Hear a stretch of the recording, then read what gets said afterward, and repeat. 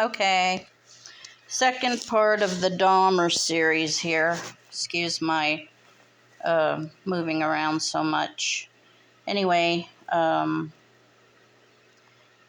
want to cite a very, very standout episode. It's called Silenced.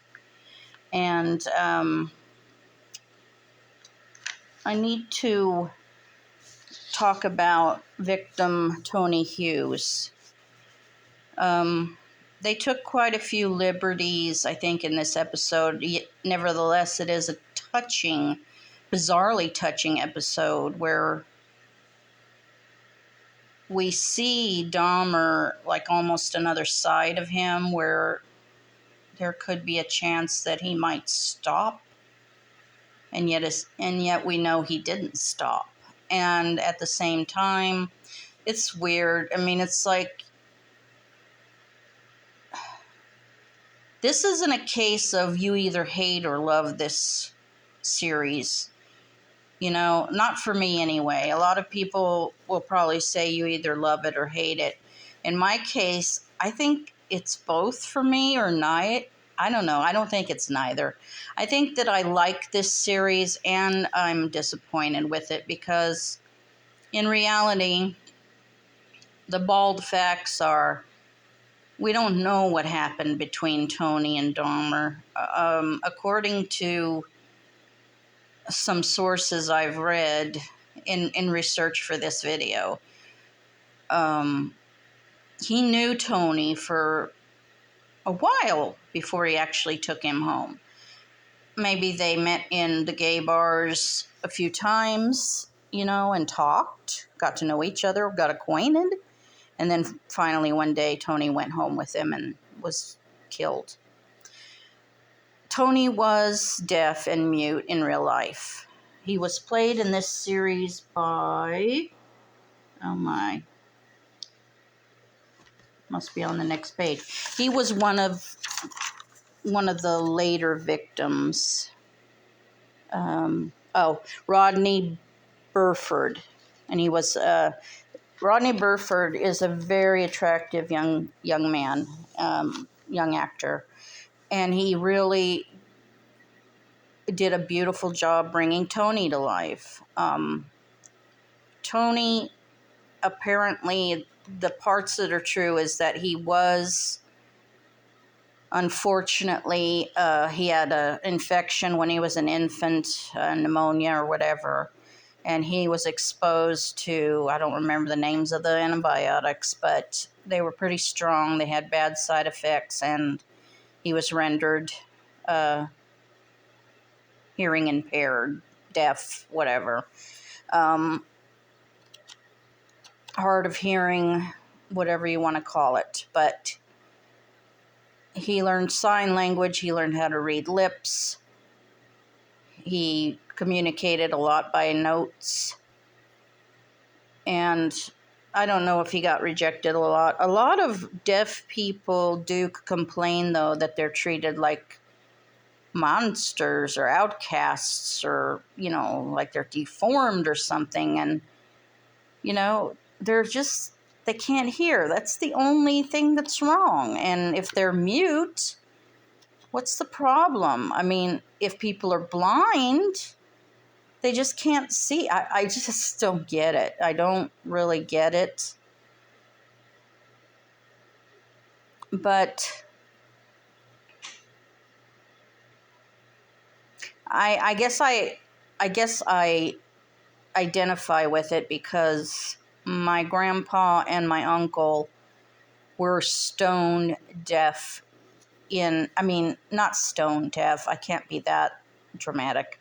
But they were very hard of hearing, and my mom is worried that my hearing is going to. Well, I'm 55, and I do inherit that part of their family on my dad's side.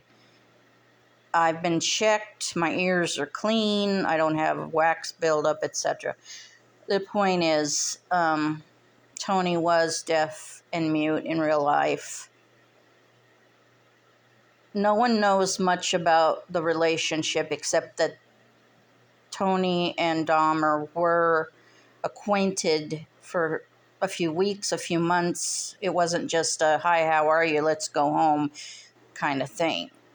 So why he chose to, I don't know, I guess he just liked the guy and found him attractive. He didn't keep people he didn't find attractive. Let's just put it that way. There was a case of a 22-year-old that he did not find attractive.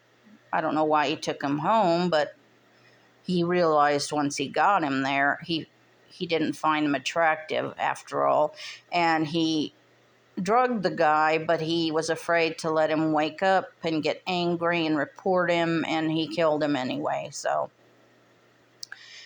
Tony Hughes, the relationship they depict is so touching, though. It makes you cry. He was an aspiring model, and there's these wonderful, I'll speak about the soundtrack, but there's these wonderful, things where he finally finds a modeling job in Madison. I think he's in he lives in Madison, but he commutes back and forth to Milwaukee, and it's only like an hour's drive, really. It's not that bad. So he just,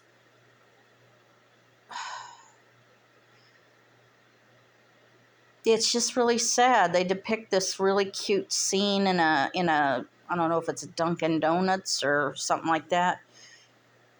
They spend time together, they talk, and it's almost as if they are getting to know each other. And the truth is they knew each other for a while, and in real life, people witnessed that or a taxi driver or something witnessed that they were exchanging notes in the cab on the way home. So they did kind of know each other a little bit in real life already before Tony was murdered. The family of Tony Hughes, they're beautifully portrayed. It makes Tony a well-rounded out character. And maybe this is the episode where you see maybe Tony's the representation of the families and their grief and their suffering and their trauma. I don't know. It's just, I love it. I love the character Tony, but in a way, there were more victims. The Conorak okay. I have practiced saying this a million times. Conorak synthosomphone. He was born in Laos. His family came, I think, 10 years before the young child was murdered. This was only a 14-year-old boy. Only a 14-year-old. He also murdered a 17-year-old and another 14-year-old, which makes him a 3-time pedophile. The other 14-year-old was a Native American named, and he was one of his victims at his grandma's house, excuse me again. His name was James Doxator, and he was played by Samyai Daniels. And Conorak, my makeup fell off. Conorak was played by Kiernan Tomondong. I hope I'm pronouncing these names correctly. Major police blunder. And if you watch the series, you'll know what I mean. But the police really effed up. I'm going on 9.5 minutes. I'm cutting this off because I just hate being interrupted.